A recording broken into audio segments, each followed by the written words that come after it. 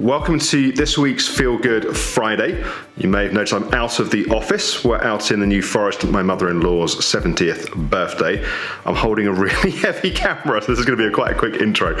So this week we have a former interview from Secrets to Recovery Live with Natasha Todd, and we are particularly exploring in this interview the qualities of persistence and staying with the recovery journey, even when it feels challenging, even when it feels like things are against us.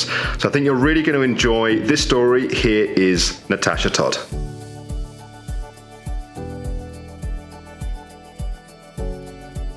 Natasha, firstly, thank you for joining us on Secrets to Recovery. I think maybe a good starting point, a place often we start in these recovery stories, is where did the whole thing start for you? Back in 2008, I know you were a mum of 3 boys, and I guess going around your life. And what was the point where you kind of felt like something was wrong, like you started to notice some symptoms? Well, I think I started to notice some symptoms but ignored them to start with. So, okay. That's a fairly common pattern, yeah. My husband had lost his job, and I was offered a job in a US law firm in London. And it was supposed to be a part-time job, 9 to 5, 2 days a week. So I went back and did that, and of course over time it became a far bigger job than what they'd promised me, and I constantly had that feeling that I had to do about 100 hours in 20. And you're working as a solicitor? As a solicitor, yeah. Yes, and I think I was their guinea pig for part-time work, and I don't think there were any other people in that firm who had children, and there were only a few who were married. So it was very much a sort of single person's life, and they worked 24 hours a day. So it was like, we've got a full-time job, but we don't want to pay someone full-time, so we'll get someone like part-time to do it. It was a bit like that. And I started feeling ill and very stressed about it, but I thought I had no choice because everybody else was working harder than me. So I had this real fear of failure. How come I can't do it if they're doing it, sort of thing. So I just kept going and just sort of took it day by day. And I kept saying, if I get through next week, then it'll get better. If I get through next week, then it will get better. And then one day, on a day I wasn't working, I took the children to a park, and I realised I couldn't even walk back to my car. Wow. It's a funny kind of thing where, and I think this is probably common for lots of people that are kind of watching this, that your body gives you signs, but you just go, well, everyone gets tired, I've just got to keep, and especially if there's a kind of achiever pattern of some sort that's playing out, that we just ignore until we reach the point that you have no choice but to listen. Yes, and I think that you never believe or know that that's going to be the result. You just think it's a matter of mind over matter, and I can just do it for another week. And it's that feeling that you have no choice, that you can't let people down, that you can't fail, that that you really just have no choice but to keep going. And I probably should have resigned, but I couldn't. Yeah, and I guess, knowing what you know now, if you found yourself in a situation like that, I imagine you would just say, guys, this is unreasonable, I can't work to this. And you would have either negotiated something different or you would have left. But I guess at that time, you didn't have that kind of awareness, so you just had to keep going. Yeah. So you're out in the park with the kids and you realised you didn't have the energy to get back to the car. Well, what happened from there? I phoned my mother. I was lucky enough to have family nearby, and I managed to get home, and I just phoned her and said, can you take the boys away this evening? I don't think she quite understood what I was asking, and I said, no, just take them home with you. I can't do anything. I can't do any more. I still thought I was going to get up the next day and go to work. Right, okay. And my husband had to say to me, hang on a minute, you can't look after your children and you're going to work tomorrow. But there was a deadline, and I didn't think I had a choice. Actually, I didn't go the next day. I couldn't. I couldn't get up. And once I'd stopped and I couldn't get up, then there was a huge sense of relief because something had given me an excuse not to be there. Yeah. So what happened from that point? Was it a kind of fairly consistent, or did you then get better for a while? So I think I felt rotten for about a week, but gradually I I got the children back and I kept going for a bit. And then I had a bit of a scare a week later because I felt like I couldn't breathe. It was really painful breathing, and I called my neighbour and we went to the GP, and she said, you've got a virus on your chest and it will be 6 weeks. So at that point I knew, right, that 6 weeks I won't be going back to work. I'm going to feel rotten for 6 weeks. And so I don't think I completely gave into it. I was still at home managing what I had to manage, but sort of taking them to school and then crawling into bed and then crawling out of bed to go and get them. And that was sustainable for a period. And then I realised that I couldn't even do that. So in that 6 weeks, you didn't start improving, if anything? No, it got worse. Yeah. And at that point, we actually moved to my parents' house. Wow. Because I couldn't, the children were 4, 6 and 8. And I just... pretty full on. I just couldn't function. Yeah. So I was lucky enough to have family there, and when I got there, I then gave into it. I didn't try and do anything. I stayed in bed. And was that difficult to do? I mean, I understand that on one hand, physically, you had no choice but to do that. But was it a relief? Was it partly a kind of fighting against that? Like, how was that? I think by then, I felt so ill that it was a relief because my responsibility had been taken out of my hands. Yes. And at least somebody else was getting up at 7 o'clock in the morning and getting the children to school. I just couldn't do that. I wasn't sleeping at night and I wasn't able to wake up in the morning. And I could hardly walk downstairs. So actually, at that stage, it was a relief because... and in fact, I remember thinking, I'd rather feel like this than go to work. That's how awful it had been my memory of that job was. Yeah. I found a way out. Yeah. So at first it was just, gosh, how lovely, I'm lying in bed reading a book. And even though you felt ill. Yeah, I don't need to be anywhere else. And I never believed it would be more than a few weeks. I thought I had this virus. So I didn't at that stage know what it was. But there was this sense of, I've got out of the job and someone's looking after me and my children, and I'm okay. That's okay for now. Okay. Well, what happened from there? Because obviously, I'm aware that it didn't get better. Yes. Well, I think after about probably 8 weeks, I realised that it probably wasn't just a virus. So I'm sure, like everyone else, I went back to the GP, and the GP sent me to a diagnostic consultant, and I went through all sorts of tests. In fact, he wanted to take me into hospital for a night and put monitors on me and everything. At that point, I said, stop. I think probably I've just got chronic fatigue, and you really don't need to test, ad infinitum. Yes. So he then put me on an old-fashioned antidepressant and on a very low dose, and said, this will, over time, as we increase the dose, bring back your energy. Your body sort of got used to being like this, and it will get to a point where you will just click out of it. So he thought it was just a deconditioning, kind of depressive kind of thing that was going on. I've no idea really how he understood what chronic fatigue was. Okay, or didn't understand what chronic fatigue was. Sure. But he was absolutely adamant that this was going to work. Yeah. And that was quite a positive thing, because there I was with no energy whatsoever. It was very physical for me, so it wasn't so much the brain fog, although I had crashing headaches. I had really, really bad headaches, but I could still concentrate on things. But it was very, very physical. It was sort of my day just to get down to breakfast and back up, and then sort of have a bath, and then then it was lunchtime sort of thing. So he was promising me more energy, and at first when I started taking this, it helped my sleep. So I was starting to get a better sort of balance of it did help a little sleep. bit. So it's just getting sleep at that point. So really important. So that really helped me, but I felt pretty drugged by it most of the time. I wasn't really with it for probably the first few weeks. And then I got used to it, and we kept upping the dose, and we got to a certain dose, and I just wasn't, at first I was seeing a slight change in energy levels, and I was, this is really, this moment's going to come. And then it was obvious that the moment wasn't going to come, and it had helped me as much as it could. And at that point, I was very uncomfortable with being on a drug. So I then said to him, I'm not going up any further. I'm going to start coming down. And that was about a year into? I think I was on it for about 6 months, probably. Okay.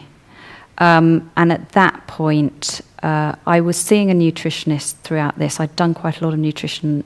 It was just an interest of mine beforehand. And I'd done a home study course, and I had seen somebody locally. And she put me in touch with one of the nutritionists here. And that's how... I didn't know how the connection happened. So it was a friend of hers, and when she suspected that it was a chronic fatigue, that's how I got put in touch with the clinic. Okay. So I think by that point you were about a year into the kind of... You were saying before we started filming that about a year into having symptoms, but of course, as you say, it went back kind of prior to that. Yeah. So you came and did, I think, the 90-day program, and it continues the nutrition work that you were doing. Yes. Yeah. What was that like? I guess especially I'm always curious when there's a kind of psychological component introduced, although of course I won't go into the hospital now about that we recognise a very real physical illness, but there was a psychological component that was introduced. Yeah. How was that? Was that something you were open to, resistant to? Well, it was very interesting because I don't think I knew what I was turning up to when I came to the 90-day program. Okay. In the sense that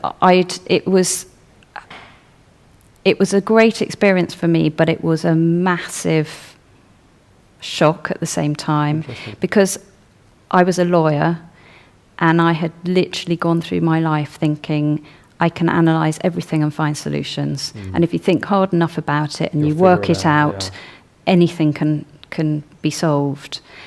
Obviously, except my illness, that wasn't working. And so psychology and the mind-body connection had never, ever come into my life at all. So everything that I learnt here was sort of extraordinary. It just opened up a world I knew nothing about. And I don't think I was resistant to the fact that there might be some psychology involved, because I think when it's explained, it makes sense. Yeah. But it was just opening up something I had literally no understanding of at all. So that's quite, that sort of puts you a bit off balance to start with. I understand, yeah. And so you came up and you were in a group with, I guess, half a dozen other people, and you kind of taught these various techniques and tools and that kind of thing. What was that like when you got back home? Well, I think a lot of people will find this familiar, but I sort of went and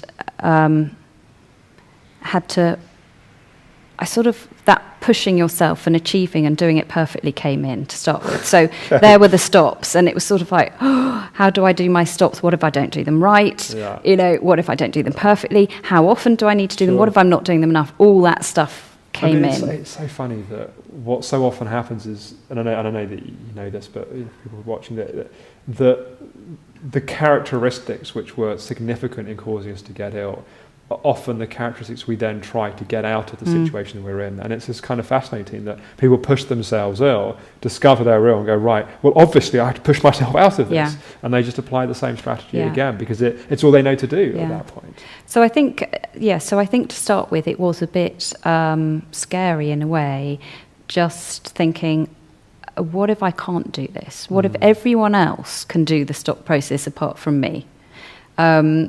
And so I went through a bit of that. But I think over time, and with the support and with the group and everything, you sort of muddle through, and you don't sort of always get it right. But I started recognising a little bit more about what I was doing or what I wasn't doing. And I just decided in the end that I couldn't do a stop when something came up, because I was, it didn't work, or I didn't commit to it, or I started worrying about it. So I made a time every day when I did my stops. And whether there was something to do it on or not, but just the process of saying, this is when I'm going to do it, and making it a daily thing. And there was always something, when you stop to actually say, right, what's going on. There was always something I could do it on. And I think that was a turning point for me. Yeah, and just to give some context for people that are watching, that the stop process is basically a technique that we teach people to turn off the maladaptive stress response. So often what happens is the whole nervous system gets overstimulated, and it's a way of recognizing how that happens and stopping those patterns and settling things. And it's one element of what we do in the 90-day program, but often it can be quite an important element. So as you were applying that, what was the effect? Did you see differences straight away? Was it something that took some time? Was it kind of a straight line? Were there bumps in it? Often it's not a straight line. That's why I think it's good people would understand that. Yes. No, it certainly wasn't a straight line. And I think I was doing other things as well. I was having one-to-one sessions at the clinic. So I think that was helping as well, because a lot of the patterns were very ensconced, the sort of perfectionist and the inner critic and that sort of thing. But I think what the stops really helped with was the awareness of what was going on. And I think that doesn't come in the first week after the 90-day program or the first month. It sort of gradually just sort of happens. Sure. And I think that was something that I learned over time, is that you don't need to push it, and you don't need to worry about, have I done enough stops today, or have I done enough, meditation or this to get well.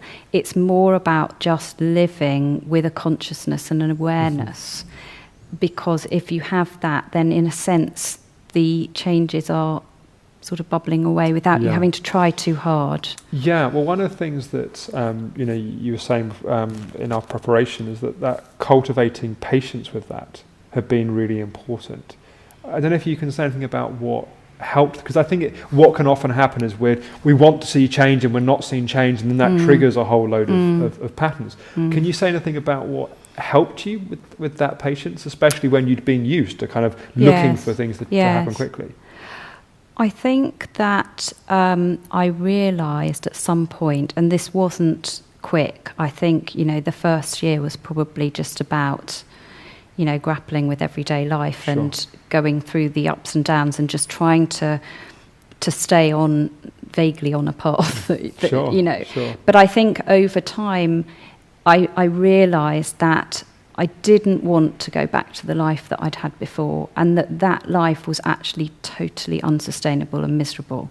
And was it difficult seeing that? Was it a relief to see that? Or? I think I knew it. I probably even knew it, but didn't want to acknowledge it before I got ill. Yes. But so in a way, it was a relief to recognise that, and to recognise that life doesn't have to be like that. That I had some tools and some awareness to realise why it was like that and how it could be different. And a lot of that for me was around this trying to get everything right and sort of pushing myself, and that whole sort of perfectionist pattern, and the judgment as well, the sort of inner critic there. And those patterns are quite difficult patterns to change. And they don't happen by doing 100 stops a day for 90 days. They have to happen in their own time. That is the achiever pattern doing that. It's a sort of, it has to happen by a bit of commitment and a bit of sort of osmosis of a new way. And I realised it couldn't be hurried. So I would sort of go forward a bit and then plateau for a bit, and then, and maybe go backwards or whatever I was doing. But I actually realised that I wanted to get to a different place from where I'd started, and that to get there, it couldn't happen quickly. And I think then that helped me to be patient about how long it was going to take. So that sort of idea of pushing it or expecting something to happen quickly, that sort of dissolved away, and that really helped. Well, I often think that patience is something you have to cultivate. It's not something that you just have. It's something that you have to actively work to develop that as a capacity.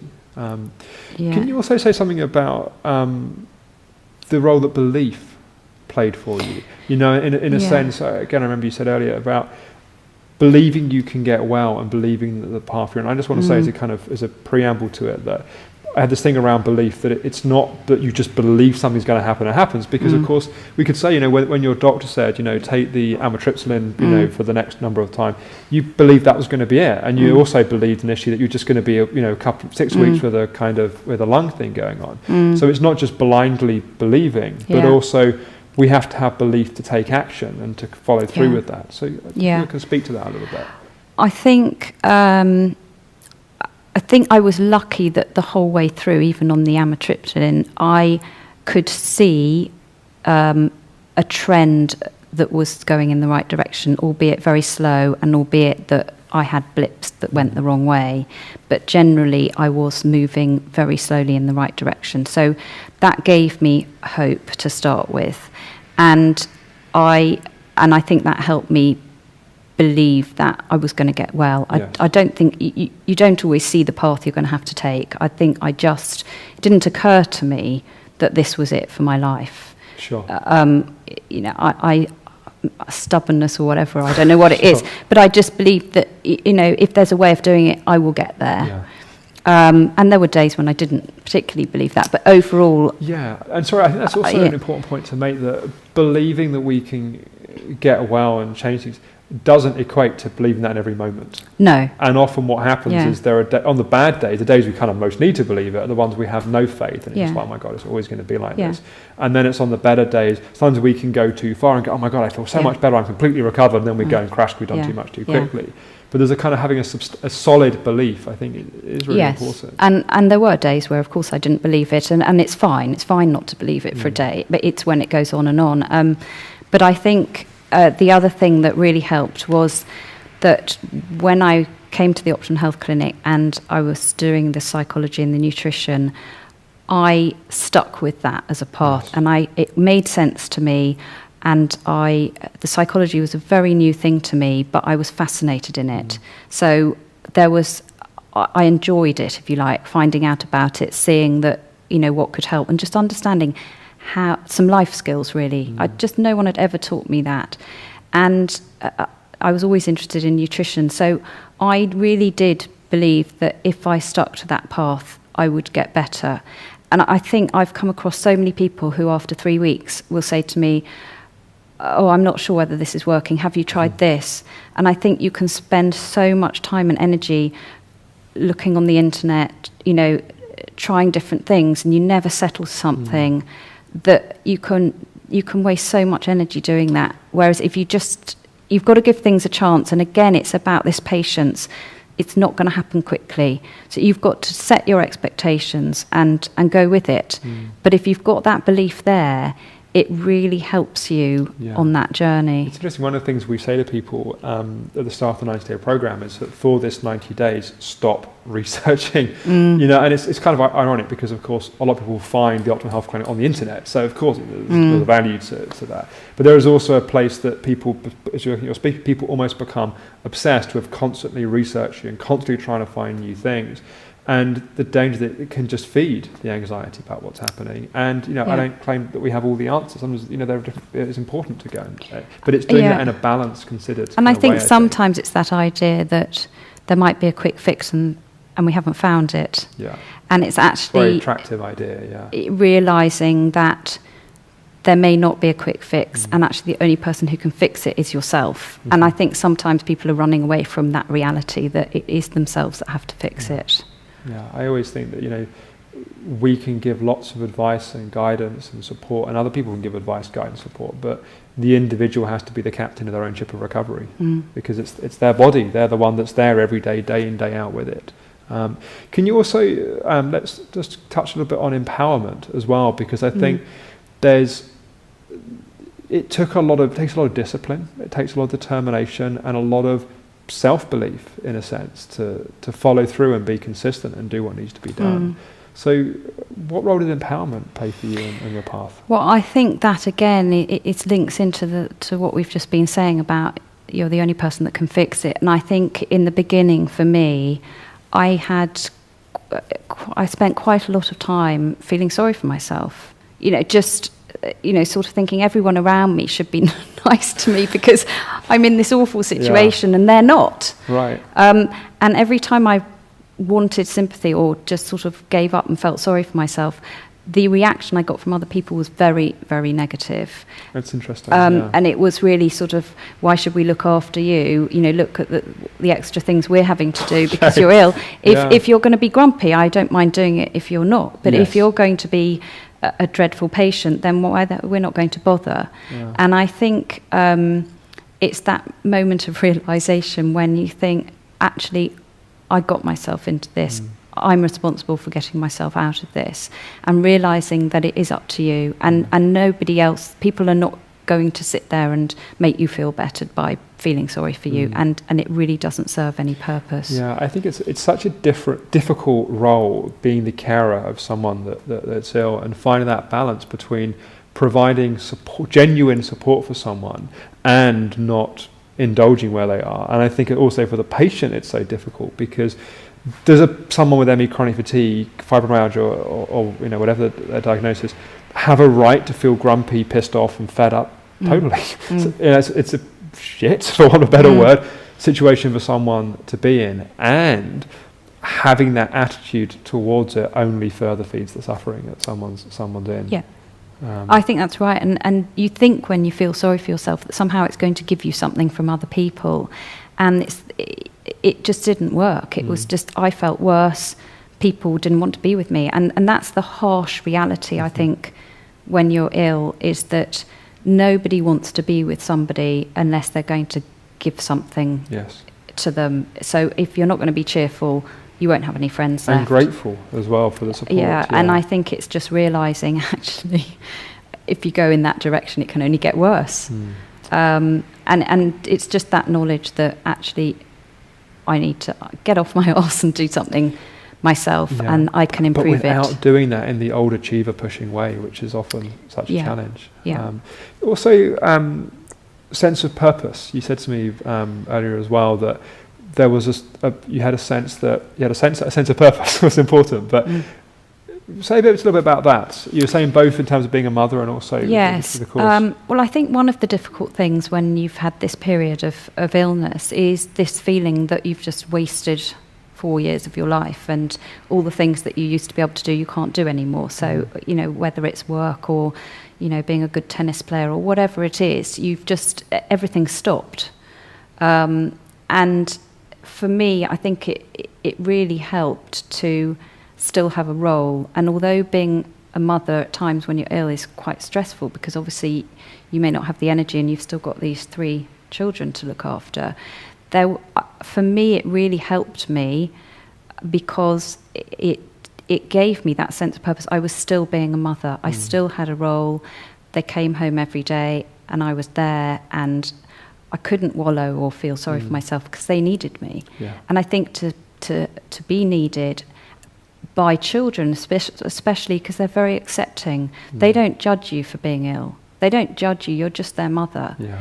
And so for, you know, a few hours of a day, you're not labelled as an ill person by them. You're just doing your job as their mother. But it's an interesting different reference point, because I often think being a parent with ME, chronic fatigue, it has a particular set of challenges that go with it, and I think it can be very, very challenging. But I think it's a really helpful frame that you're putting around it, that yes, it has a different set of challenges, but also it has a gift that goes with it. Yes, and it's a helpful thing for people to recognise. Yes, because I think a lot of things we feel when we're ill is this isolation because we can't be with our friends, we can't go out, we can't do these things, and you spend a lot of time on your own. And again, it really helps with that, because, you know, when they come in from school, you wouldn't be doing anything else even if you were well. That's what you would be doing. Yes. And so it stops you feeling different or isolated for some of your day, which I think is helpful. And the other thing I did was I did the training program here. The practitioner course. Yes. And I think, again, for me, it was physical things I couldn't do. But I was lucky enough to be able to concentrate. So I had that sense that I was learning something, and that I could get through a course and sort of get something at the end of it and say, well, I've got something to show for that time. And I think that really helped as well. Yeah, no, that makes a lot of sense. So we've got a couple of minutes. So what's life like now? You know, so we've we've kind of focused more on the things that helped you rather than the kind of detail of how it happened, which I think is a helpful way to come at it. But just say a little bit about life on the other side. Obviously, you got 3 kids, and kind of work is kind of been busy, and family life. When you look back on those, well, firstly, what's it like to have energy? Let's start there. I appreciate it. I think, there are things that I keep doing things for a first time again, and you appreciate them a lot more because you haven't been able to do them. So whether it's get on a bike and go for a bike ride with my children, which I always had to stay behind before. I love the countryside and walking, and there were places I couldn't do the hills. So having that freedom to be able to walk again and to be able to go out, if I'm invited out to dinner, to actually be able to say yes and not worry about it. Right. Yes, it's lovely to have that freedom again to decide what you do and you don't want to do, rather than being sort of forced into living a certain way of life. And I think, having said all that, balance is a really key thing, because I think I approach my life differently now. So I'm not doing a lot of things I would have done in the past, but I'm very conscious of the balance that I want to keep to stay healthy. So, and I think you've somewhat answered my last question, but if the you of 2007, let's say, before 2007, was watching this now, what would you? I mean, put that slightly differently. If the you of 2008, the you that had started to get ill, and that's probably a better way of coming to the question, what would you say to them in terms of from the knowledge and the wisdom you've got now? What would be the one thing that you would say? Just one thing. Trust in yourself. Trust that you will get to where you need to. Yeah. That's great. Natasha, thank you very much for your time. I know it's people that watch these stories really appreciate them. And well done. I know it's a journey. So I really appreciate you sharing it. So I hope you enjoyed Natasha's story. Do check out previous episodes of Feel Good Friday and what was formerly Soul Food Sunday. There's now quite a good library of mini clips and full recovery stories. And on Monday, we have Mindful Monday. And in preparation for Christmas and New Year, the holiday season, I'm going to do a gratitude meditation. So look forward to talking with you then.